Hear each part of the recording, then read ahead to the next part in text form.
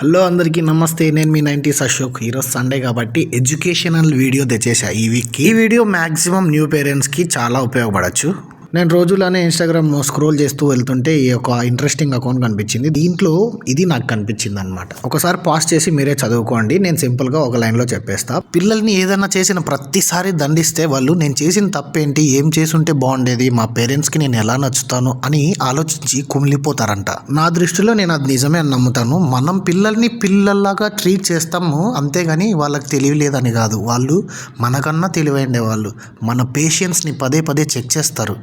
ఇప్పుడు మరి కొంతమంది అంటారనమాట, అబ్బా కొట్టకుండా గారాబంగా పెంచితే చాలా అయిపోతారు, అస్సలు కంట్రోల్లో ఉండరు అని చెప్పి. నేను గారాబం చేయమని చెప్పట్లేదు, కానీ మీకు ఫార్ములా చెప్తా నేను ఫాలో అయ్యేది. అదే 10/8 అనమాట.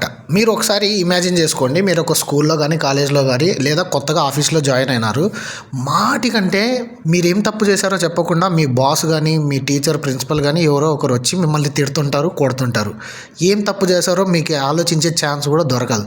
అప్పుడు మీకు ఎలా ఉంటుంది? సేమ్ అలాగే పిల్లలంటే ఏదో తులగ పని చేస్తూనే ఉంటారు, ఏదో ఒకటి పీక్తూనే ఉంటారు, రోజంతా ఏదో ఒకటి గలీజ్ చేస్తూనే ఉంటారు. అలానే ప్రతిసారి నువ్వు అది ముట్టుకోకూడదు, ఇది ఎక్కకూడదు, ఇది దిగకూడదు, అలా పడుకోకూడదు, ఇలా లేవకూడదు, ఇలా చెప్పుకుంటూ పోతే ఏం చేయాలి, ఏం నేర్చుకోవాలి, వాళ్ళకి ఏం అర్థమవుతుంది? సో ఈ 10/8 ఫార్ములా ఏంటంటే, పిల్లలు 10 మిస్టేక్స్ చేస్తే 8 మిస్టేక్స్ మీరు ఓపికగానే వాళ్ళకి చెప్పాలి. ఇది ఇలా చేయకూడదు, ఇలా చేయాలి నాన్న అని చెప్పాలి. ఒక 2 టైమ్స్ మాత్రమే మీరు సీరియస్ అయ్యే ఛాన్స్ తీసుకోవాలి. ఎప్పుడు మీకు ఎనర్జీ లేనప్పుడు, మీరు ఓపిక అయిపోయింది, ఎంత చెప్పినా వాళ్ళు వినట్లు అన్నప్పుడు ఓకే, ఒక దెబ్బ కొట్టండి లేదా గట్టిగా అరవండి చాలు. దెబ్బ కొట్టాల్సిన అవసరం కూడా లేదు వాళ్ళకి. దీనివల్ల ఏం జరుగుతుందంటే, పిల్లలు ఏదైనా కూడా నేర్చుకోవడానికి ఇంట్రెస్ట్ చూపించి ఇది చేయాలి, ఇలా చేయాలని వాళ్ళే నేర్చుకుంటారు. మనకేంట్రా అంటే, వాళ్ళు గలీజ్ చేస్తారు తినేటప్పుడు, మళ్ళీ ఇల్లు క్లీన్ చేసుకోవాలి, మళ్ళీ స్నానం చేయించాలి. మన బద్ధకానికి వాళ్ళ మీద కోపం చూపించినట్టు ఉంటుంది అనమాట. అప్పుడు పిల్లలు మంచిగా పెరగాలి, రేపు పొద్దున్నే మీకు మంచి పేరు తీసుకురావాలంటే మీకు ఖచ్చితంగా 2 ఉండాలి. ఓపిక చాలా ఎక్కువ ఉండాలి, వాళ్ళకి ఫ్రీడమ్ ఇచ్చే అంత ధైర్యం మీకు ఉండాలి. సో మొత్తానికి ఆ కొటేషన్ని నా ఫార్ములాతో మిక్సప్ చేస్తే 10 టైమ్స్లో 8 టైమ్స్ మాత్రం ఖచ్చితంగా మీరు ఓపికగా మీ పిల్లలకి ఏదైనా చేసినప్పుడు అలా కాదు ఇలా చేయని చెప్పాలి. లేదా 2 టైమ్స్ అయితే ఓకే సీరియస్ అవ్వచ్చు. ఆ 2 టైమ్స్ సీరియస్ అయినప్పుడు వాళ్ళకి తెలిసిపోద్ది నెక్స్ట్ ఇది చేయకూడదు అని.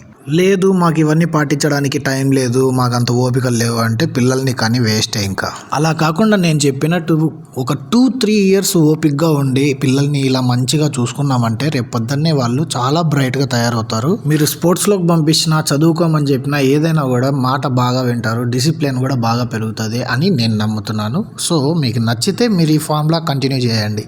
ఇది ఈ రోజుటి పేరెంటింగ్ టిప్ అనమాట. ఇలాంటివి ఇంకా మంచి మంచి videos, educational videos, fun videos, అన్ని రకాల వీడియోస్ నేను అప్లోడ్ చేస్తుంటాను రుషిల్కి సంబంధించి.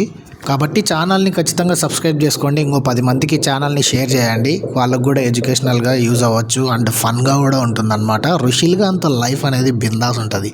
So subscribe to life with Rushil. Rebel time start.